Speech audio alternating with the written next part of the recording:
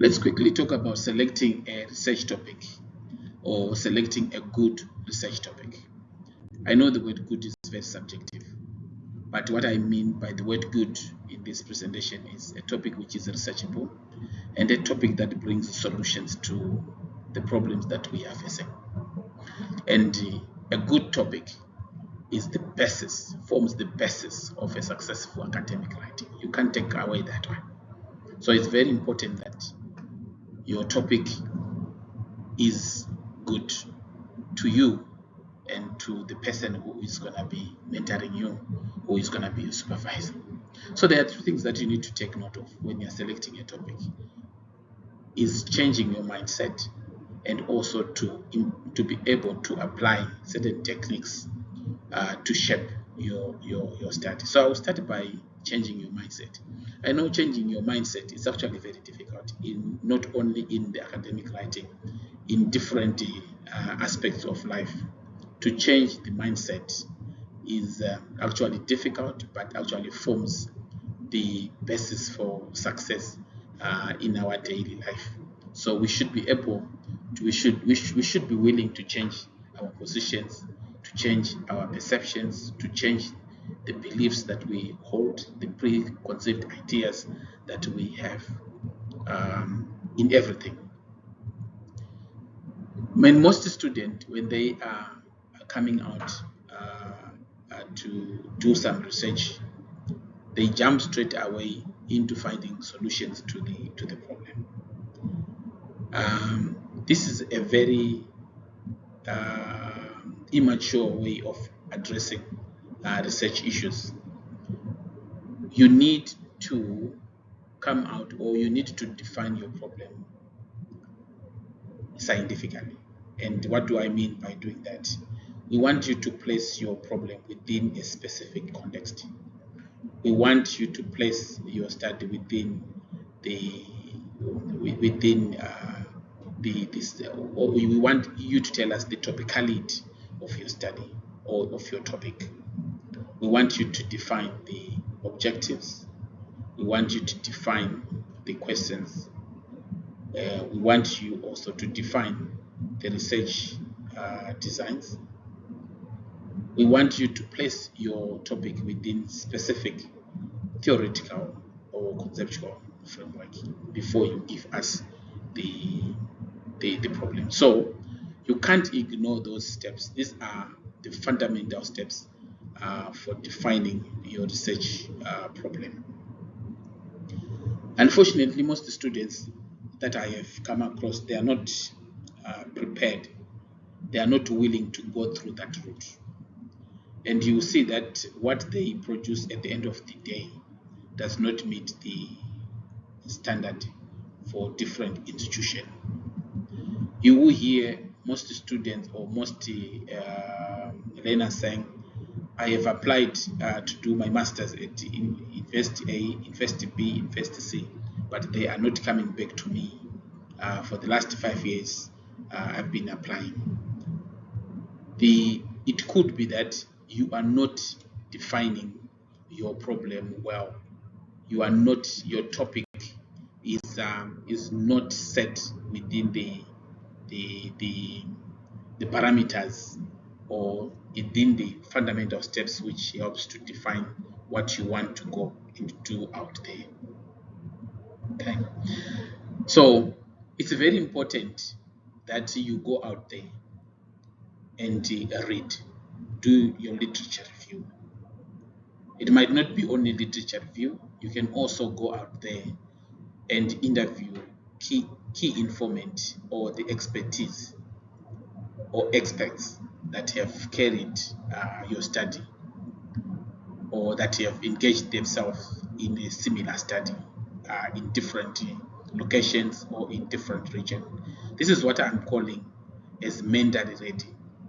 So you should be mentally ready to engage yourself in that process of defining your topic. You should also be mentally ready to challenge the existing scientific knowledge. You cannot challenge the existing scientific knowledge if you don't know it.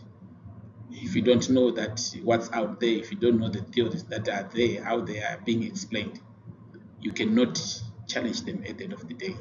So you need to go out there and read. You need to go out there and challenge them. You need to go out there and scrutinize them. And one of the main aim for academic reading, academic research is contribution to the existing literature. You can only contribute to the existing literature if you know the literature that is out there. You can't contribute if you don't know it. Also, in coming out with original work, you can only come out with an original work if you know what is out there, what other people, what other scholars have written about. So it's actually very important for you to go in that area and read and evaluate. Don't take things for granted. Don't take the knowledge for granted.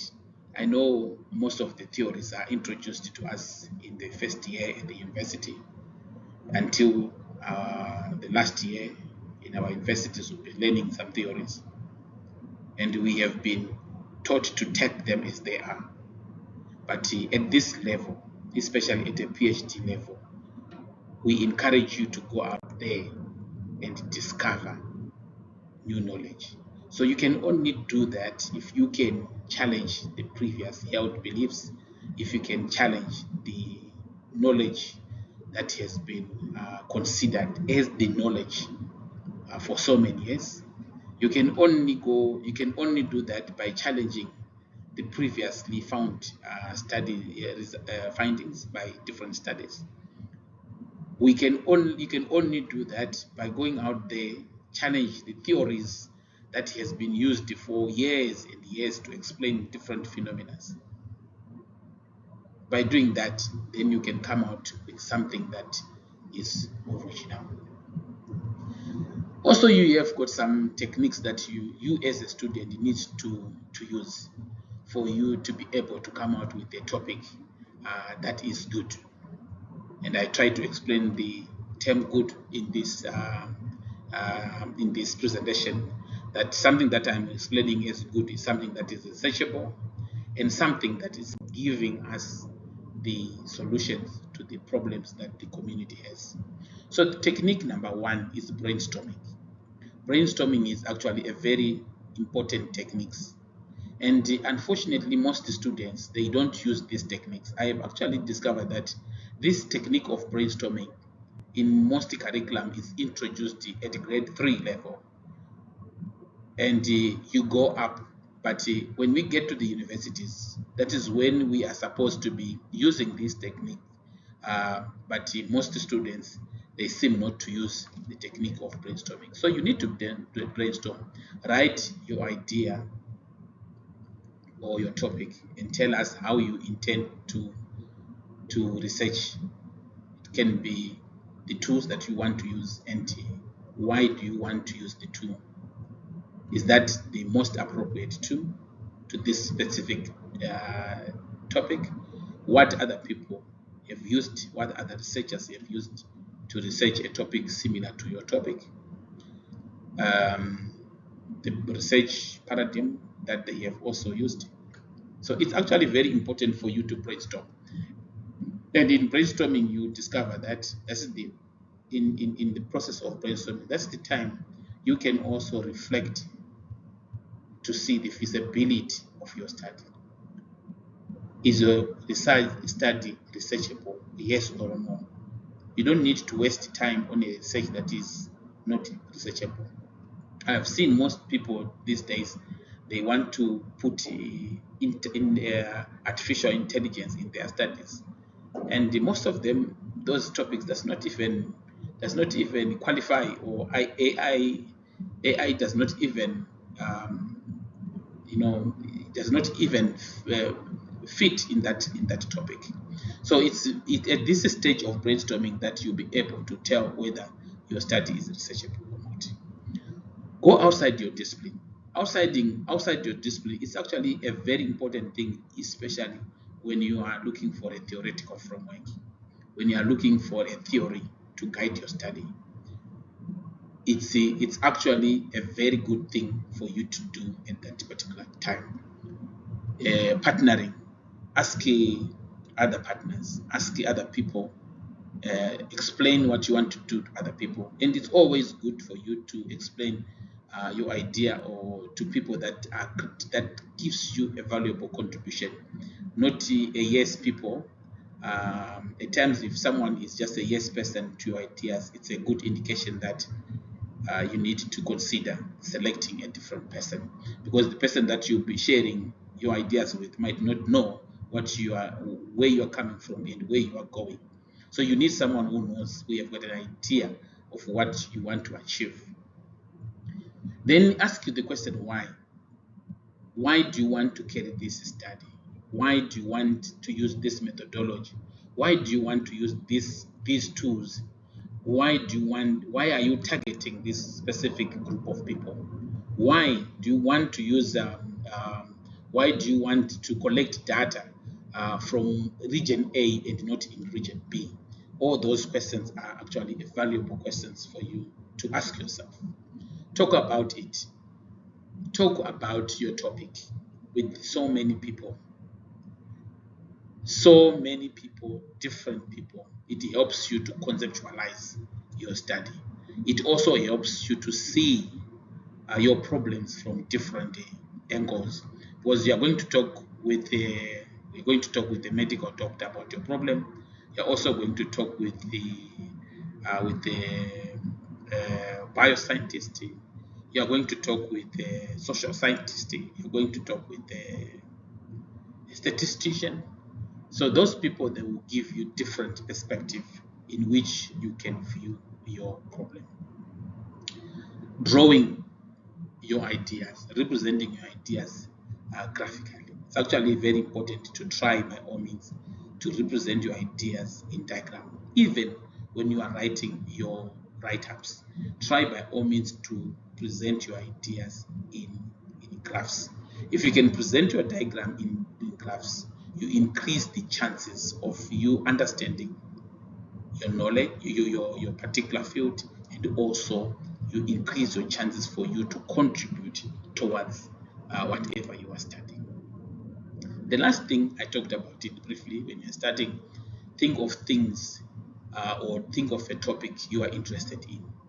This is actually a very good thing to do. Don't just take a top research topic because you have got funding. It's good to take a topic because there's funding, because I know most of us, we don't have money to go and pay. But don't take a study because there is funding.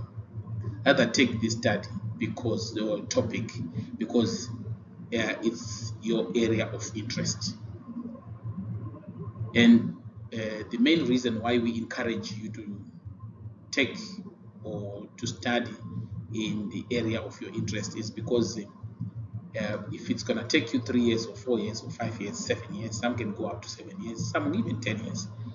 It means you need that motivation. You need that intrinsic motivation, the inside motivation that can push you to wake up every day and sit for 3-4 hours, even 6 hours, carrying your research. Something that can motivate you to go out there to people, talk to people about your topic.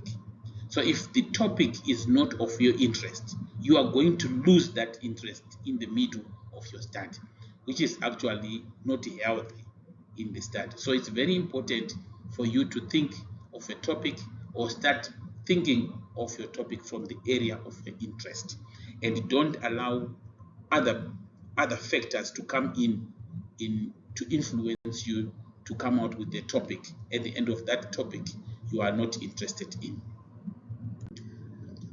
Thank you. I hope this was helpful, and please share this video, and let's leave some comments for future improvement. Thank you.